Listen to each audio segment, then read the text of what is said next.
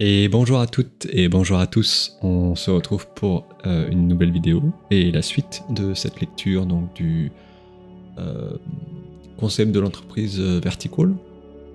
Donc on s'était arrêté à la partie 4 et du coup on va enchaîner. Si vous n'avez pas vu la première partie, eh bien, je vous invite à aller la voir, à aller l'écouter, puisqu'ici c'est la suite directe et vous comprendrez mieux le contexte de ce que je vais lire.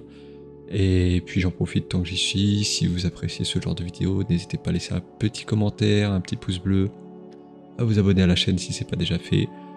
C'est toujours une source de motivation non négligeable pour m'inciter à produire toujours de nouvelles vidéos, de nouveaux contenus dans ce style. Voilà, sur ce, assez de blabla, assez de digression, et on va continuer du coup la lecture. Partie 4, intégrité, avec une citation de Wikipédia. Alors, je sais pas si c'est une citation qui vient du site Wikipédia ou vraiment de Wikipédia. A priori de Wikipédia. Plutôt, c'est peut-être... Non, je pense que c'est tiré de la page Wikipédia sur l'intégrité, j'imagine. On va voir ça. L'intégrité est la motivation première à être conforme à ce que l'on est réellement. L'intégrité est donc le qualificatif donné à ce mécanisme de conformité à soi-même. L'intégrité, c'est aussi l'absence de mauvaises intentions. En parlant du caractère intègre d'une personne, ce mot fait référence à son honnêteté. L'entreprise est souvent un endroit dans lequel on peut s'exprimer de manière complètement libre. Il existe des règles, souvent tacites, qui régissent nos paroles et nos comportements.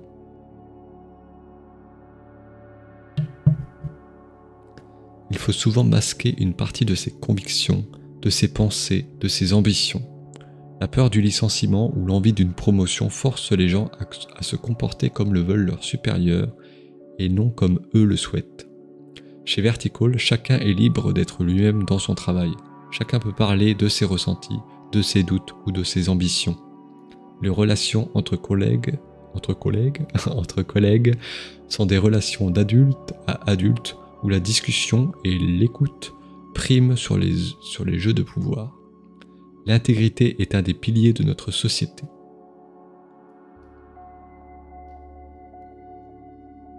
Bureau. Afin de parvenir à être libre dans son travail, il faut que les espaces du bureau soient personnalisés, ouverts et chaleureux. Chacun est libre de choisir le lieu où il travaille et de déplacer son bureau à l'envi pour favoriser sa mission. Dans la mesure du possible, les open space sont favorisés afin que l'information circule librement. Chacun peut librement travailler où il le souhaite en fonction de son travail, du projet en cours, etc. Valeurs. Indépendance, équipe, audace, fun, qualité. Les valeurs sont définies par l'équipe et déclinées en comportements à adopter. Les valeurs principales sont définies au début de ce document, mais elles peuvent être amenées à évoluer dans le temps et au fil des échanges. À titre individuel, chacun doit adopter un comportement responsable et éthique. Nous partons du postulat que l'homme est bon. Le respect, l'intégrité, l'équité sont des valeurs intrinsèques. Dans notre travail, nous devons faire ce qui nous semble juste, même quand ce n'est pas facile. Si vous voyez quelque chose qui trahit nos valeurs, parlez-en. Qu'il s'agisse d'un problème de qualité, d'une promesse à nos utilisateurs non respectée, ou d'une réalisation qui n'est pas au niveau de nos exigences, cela affectera l'intégrité de Vertical et nous devons y remédier. Espace de réflexion. Des moments et des espaces sont prévus pour pouvoir prendre le temps de réfléchir à son travail. Il est important de se sentir bien dans l'espace de travail pour pouvoir parvenir à être efficace. Il faut parfois prendre du recul et réfléchir sur ce qui nous permet d'avancer sereinement. Ces espaces de réflexion sont par exemple les journées team building, qui ont lieu hors de nos locaux et avec des activités extra-professionnelles. Ces réflexions peuvent avoir lieu en groupe, au sein des équipes ou seules. Intitulé de poste. Alors on a blagueur, mélomane, érudit, créatif, intendant, pompier, diplomate, scribe, penseur, sur la petite image d'illustration. Chacun est libre de définir l'intitulé de son poste. étant donné l'absence de manager, les titres directeur, chef, manager sont à proscrire. Les personnes remplissent des rôles au sein de la société qui peuvent fluctuer au fil des besoins et envies de chacun. Une personne peut remplir de nombreux rôles à la fois dans une ou plusieurs équipes. Libre à elle de choisir l'intitulé de son poste selon son rôle, selon ses rôles ou non. Horaires. Les horaires sont libres, chacun décide de son investissement avec son équipe en fonction des tâches à réaliser et de ses autres centres d'intérêt du moment. Il est important de trouver un bon équilibre entre vie professionnelle et vie privée. Le travail ne doit pas prendre le pas sur les autres engagements de la vie. Réunion. Il est important lors des réunions que chacun s'exprime en pensant avant tout au projet de l'entreprise. Il faut que chacun puisse faire entendre sa voix et que les personnes s'expriment librement sans que les égos prennent le dessus. Certaines réunions se tiennent de manière régulière, à la fois dans les équipes, une par semaine pour faire le point sur le projet par exemple, ou au niveau de l'entreprise, résultats financiers une fois par an, team building, etc. Ensuite, chacun est libre d'organiser les réunions qu'il souhaite. Toutes les réunions sont ouvertes à tous. Une fois le sujet établi, il est important d'utiliser un moyen clair de communication pour prévenir toutes les personnes potentiellement intéressées qu'une réunion va avoir lieu. Recrutement. Les équipes sont responsables de leur composition. Si des besoins de recrutement émergent, la décision peut être prise de recruter des personnes supplémentaires. Lors des recrutements, au-delà de ses compétences et de son savoir-être, la faculté du candidat à s'adapter à notre organisation est un élément clé à prendre en considération. Le candidat doit être interviewé par au moins 2 personnes de l'équipe avant une possible intégration. Il doit aussi remplir avec succès un test correspondant à son futur rôle au sein de l'équipe. Le recrutement est l'une des missions les plus importantes de chacun d'entre nous. La société ne peut être meilleure que le moins bon de ses salariés. Il appartient à chacun de détecter les talents qui pourraient nous rejoindre. Intégration.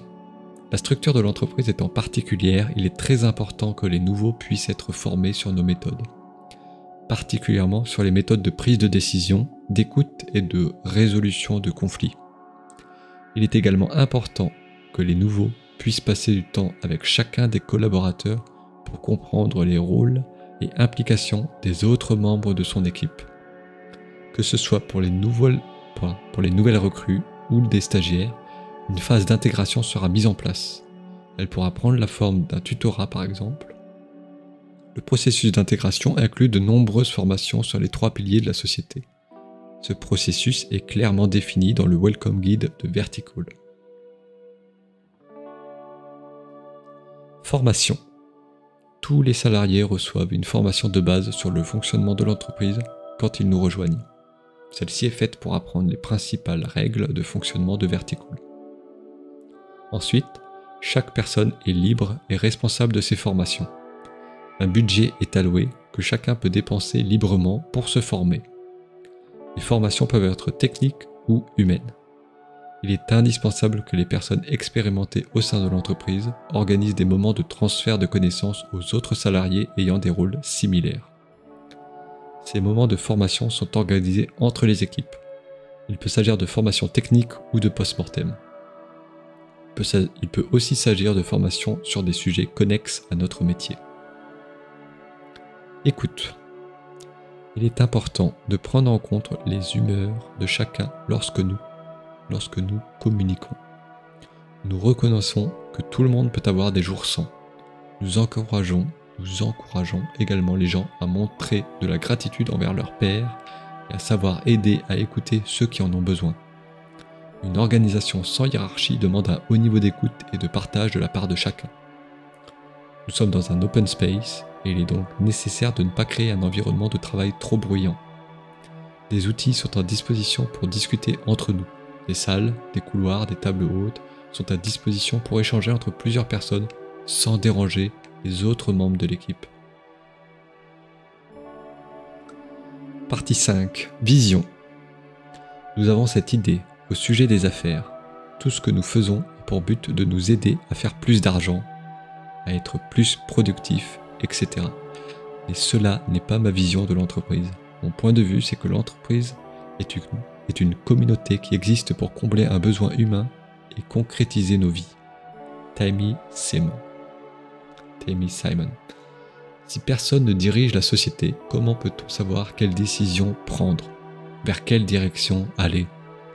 Les réponses à ces questions se trouvent dans le concept de vision. Vertical peut être vu comme un organisme vivant ayant sa propre énergie, ses propres règles et son propre but. Nous avons créé cette société afin de pouvoir créer et distribuer les meilleurs jeux possibles. Chacun d'entre nous travaille avec cette vision à l'esprit et fournit son énergie pour que la société avance vers ce but. Chacun est libre d'aider dans les domaines où il peut apporter le plus. La stratégie globale de l'entreprise émane de tous ces choix personnels qui sont faits chaque jour. Objectif. L'objectif de Vertical n'est pas l'argent ou le succès. Notre objectif est de se rapprocher le plus possible de notre vision en permettant à tous nos salariés d'être heureux dans leur travail. Chacun peut se fixer ses propres objectifs afin de pouvoir mesurer son apport et en parler à ses collègues. Les équipes peuvent également se fixer des objectifs, mais personne n'est contractuellement tenu de les remplir. Les objectifs collectifs et la performance globale de l'entreprise doivent s'aligner avec les objectifs personnels de chacun. Il est important de questionner régulièrement cet alignement pour savoir comment s'améliorer et comment améliorer l'entreprise. Il est possible pour chaque salarié de se fixer des objectifs personnels. Il peut par exemple utiliser la méthode OKR, Objectives and Key Results, pour pouvoir gérer son travail. Stratégie. Aucune stratégie globale définie à l'échelle de l'entreprise s'impose à tous les employés. Chaque équipe, voire chaque personne peut définir sa propre stratégie afin de parvenir à remplir son ou ses rôles de la meilleure manière possible. La stratégie globale de l'entreprise émerge de la somme de toutes ses actions individuelles. L'important est la mise en œuvre de solutions viables, aujourd'hui, qui peuvent être améliorées à tout moment dans le futur. L'entreprise n'est pas enchaînée à des processus de planification stratégique, poussés à atteindre les objectifs qui pourraient être rapidement obsolètes. Nous sommes libres de progresser rapidement par l'intermédiaire d'itérations rapides et de réviser notre stratégie si nécessaire. Prise de décision. Chacun est libre de prendre les décisions qui lui semblent justes dans tous les domaines. La prise de décision est basée sur un processus de conseil. Avant de prendre une décision, il faut demander l'avis, l'aide des experts lead, si cela rentre dans leur champ de compétences, mais aussi demander l'avis des personnes impactées de façon importante par votre décision. Dans le cas où tous les avis ne convergent pas, il ne faut pas obligatoirement prendre une décision qui convient à tous à 100%, consensus mou. Mais dans tous les cas, les actions doivent être cohérentes avec notre vision et respecter nos valeurs. Les décisions sont prises sur la base de mécanismes de sensation et réponse. Chaque personne doit sentir son environnement, son équipe, son rôle, ses partenaires et déterminer s'il faut changer quelque chose dans son travail. Il faut être en écoute permanente de signes extérieurs et intérieurs qui peuvent nous aider à prendre les bonnes décisions. Rôle des cofondateurs. Les cofondateurs sont des collaborateurs avec les mêmes droits et devoirs que les autres employés. Leur influence est délimitée par le processus de décision et le processus de résolution de conflits. Cependant, comme tout dirigeant de société, ils engagent leurs responsabilités civiles, pénales et fiscales dans le cadre de l'exercice de leurs fonctions au sein de la société. Ils sont donc les seuls habilités à engager la responsabilité juridique de l'entreprise. Par contre, à l'inverse des actionnaires dans des sociétés traditionnelles, les cofondateurs n'attendent pas des dividendes en fin d'année. 100% des profits sont réinjectés dans la société. Concurrence. La compétition en interne ou vis-à-vis des autres entreprises dans notre secteur d'activité n'existe pas pour nous.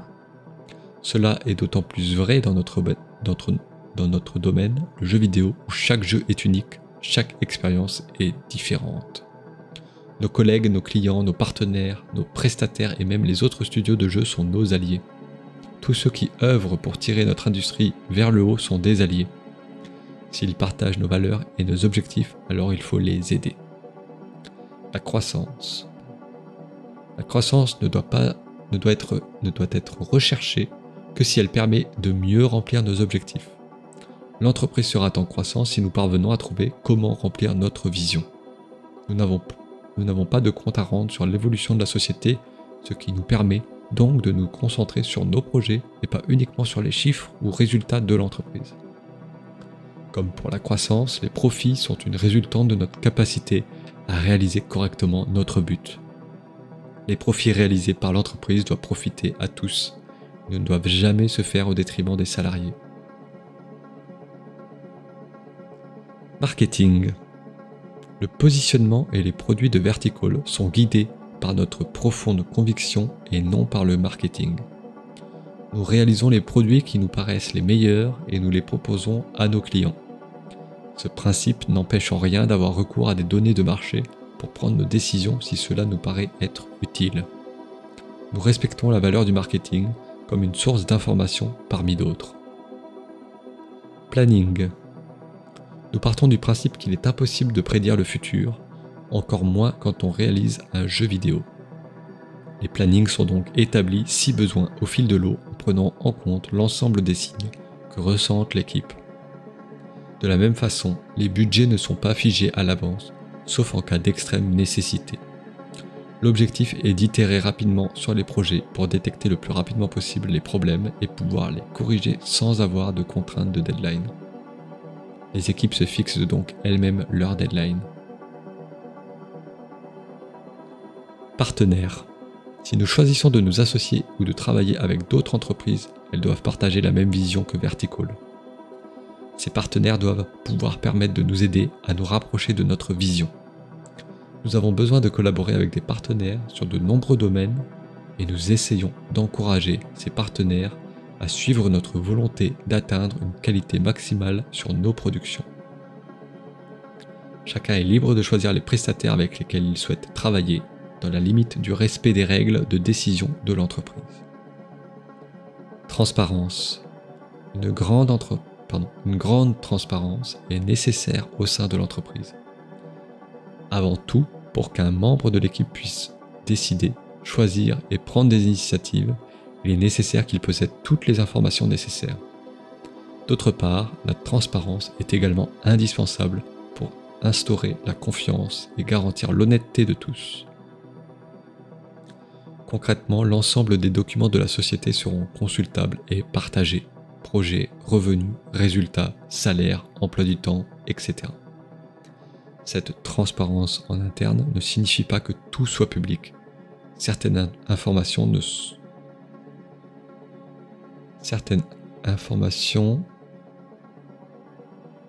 doivent rester confidentielles vis-à-vis de l'extérieur. Ok, petite erreur dans la phrase. Conclusion. L'organisation de Vertical est différente de celle d'une entreprise traditionnelle sur bien des aspects. Les paradigmes organisationnels précédents étaient construits autour de l'ego, cette partie de nous-mêmes qui cherche à nous protéger. Nous souhaitons nous engager dans une démarche qui met de côté cet ego pour construire une organisation plus à l'écoute de l'humain. Une organisation qui prend en compte la complexité du monde d'aujourd'hui. Les trois piliers de l'entreprise libérée, que sont l'automanagement, l'intégrité et la vision, nous permettent de nous structurer pour affronter les challenges de notre entreprise. À l'image d'un organisme vivant, nous sommes en constante évolution et nous nous adaptons rapidement à notre environnement. Dans une industrie comme la nôtre, en constant bouleversement, il est indispensable de se remettre en question chaque jour et de modifier continuellement sa trajectoire. Cette façon de fonctionner n'est bien sûr pas faite pour tout le monde et le fait d'être responsable de son propre destin est parfois effrayant. Mais c'est aussi la base de l'épanouissement. Il existe aujourd'hui de nombreuses entreprises ou associations qui appliquent ce modèle. Nous sommes au tournant d'une immense évolution dans la société, une évolution basée sur l'humain et non sur le profit. nous souhaitons au sein de Vertical prendre part à cette révolution. Nous sommes très impatients de voir quel avenir vous choisirez de construire chez Vertical.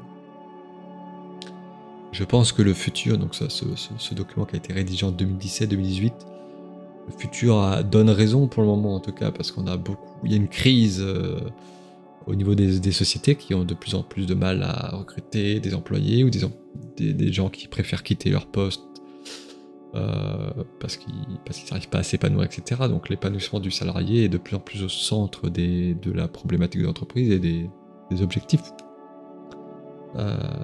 des entreprises et des employés. Vous pourrez, n'hésitez pas à laisser un commentaire pour me dire ce que vous en pensez de ça. Malheureusement, aujourd'hui, ce qui domine, ce sont des entreprises où les employés ont du mal à être épanouis professionnellement ou personnellement, parce que beaucoup de contraintes, etc. Mais après, c'est aussi là, ce qu'on voit, les concepts, les principes qu'on voit dans ce document de Vertical, ils font rêver, mais c'est quand même... je crois que c'est abordé ça dans le document de Valve, de mémoire, mais ils abordent plus en détail le recrutement, et ils expliquent que pour que ce système fonctionne avec énormément de liberté chez les personnes, etc., ils ont besoin de recruter... j'exagère un peu, mais les meilleurs employés dans leur propre domaine, des experts, etc., qui sont passionnés par leur travail, qui savent s'autogérer, etc. Et ça, c'est évoqué aussi dans ce document, c'est clairement pas donné à tout le monde. Donc toutes les entreprises ne peuvent pas fonctionner sur ce modèle, malheureusement. Quelques références et lectures complémentaires. Je suis sûr qu'il y aura le truc de Valve, ouais. Conférence Reinventing Organizations en français, Liberté et compagnie quand la liberté des salariés fait le bonheur des entreprises. Reinventing Organization, donc là cette fois là c'est le livre. A wiki correspondant au livre. Handbook for New Employees de Valve, donc ça c'est le livre que j'avais évoqué. La méthode OKR qu'on a évoqué tout à l'heure.